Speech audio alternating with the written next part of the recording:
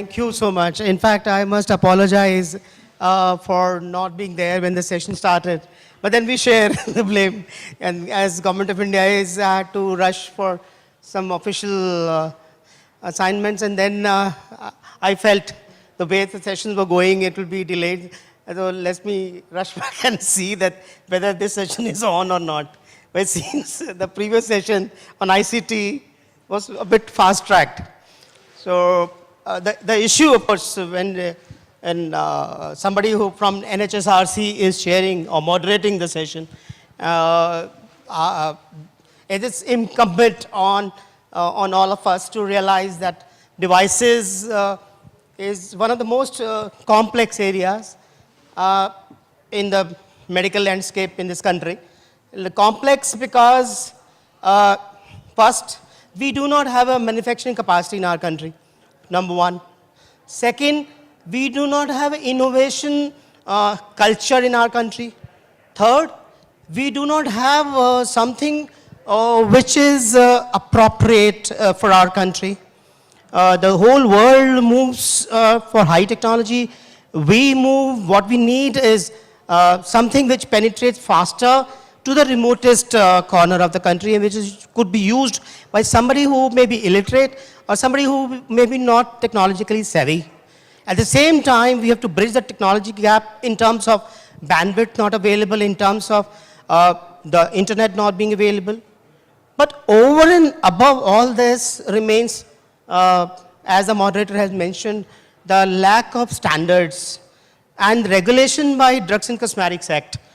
Drugs and Cosmetics Act, which almost has become archaic in our country, has seems to have lost its focus to evolve in the way the drug sector and the devices sector is evolving. The complexity of devices in India, from the small devices like spirometers or BP apparatus or even thermometer, going up to high-end diagnostic devices is really complex. And if you see the way the global change is happening and the startup culture is happening, or one had seen the presentation of Megatrends, how the competition, innovation all across is changing the technology acceptance in the Western world as well.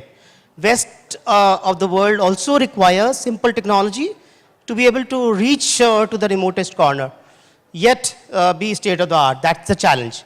Over this new thing with a ray of light is Make in India, Startup India, and the new bill which is coming up, regulatory framework for drugs and devices. Now, another complexity in this domain has been added by lack of regulatory framework in medical education, and not only medical education, pharmacy education, nursing education, and other paramedical education, which are the users on the ground. It is not only the pharmacist, it is not only the nurse, and it is not only the lab technologists who use the technology. It's somebody who is a ward attendant, who requires skill. There's no landscape of skilling, so we have Skill India also coming in with the standards.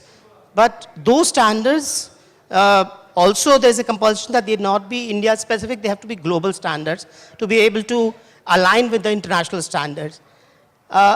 Within this landscape, if we see, we had Dr. Sarvadhikari today, National Health Portal and e-health authority also requires that the standards should be compliant. For all the devices, they should be HL7 compliant, and also ensure that the regulatory framework evolves for devices which were existing earlier and now being utilized in interface with the IT systems in the healthcare sector as well as the hospital sector. I'm using the two terms separately because in India, there seems to be a disconnect between health sector and hospital sector. While actually what is required is deep connect between the health sector and the hospital sector. If we have seen there's more of IT penetration in the hospital sector, but very little penetration in the healthcare sector, as we have seen all across. The more deeper we go in the tribal domain or in the Northeast, you will realize what I'm talking about.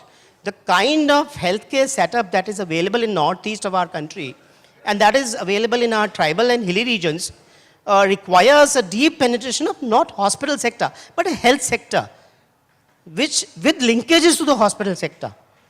That is non-existent. These devices need to bridge that gap. So I'm just enumerating, so to say, the challenges ahead, but there are rays and clouds of hope on the ground with this new government in place. And along with social media, sufficient public pressure is getting built up in the media. I mean the lay media and the specialized healthcare media, both e-health included, which is changing the acceptance and changing the geographical developmental framework on the ground. Because now big investments are coming in. Young people from, one could say, IIT and AIIMS and Stanford are collaborating to ensure what? To ensure that low-cost technology through the national body is able to translate into commercial production and is able to build up a brand. Now, build up a brand is for what? Not for profit. It's for something much bigger than that. What happens? The cost comes down, penetration happens faster, acceptance becomes easier, the usability becomes very deep, and sustainability becomes a hallmark of these technologies. So what we are going to have in the next 10, 15 years or so, low-cost devices, complex devices, globally aligned, yet simple. So that is the change which I foresee. I don't know what you feel. I hope we are on the same pudding.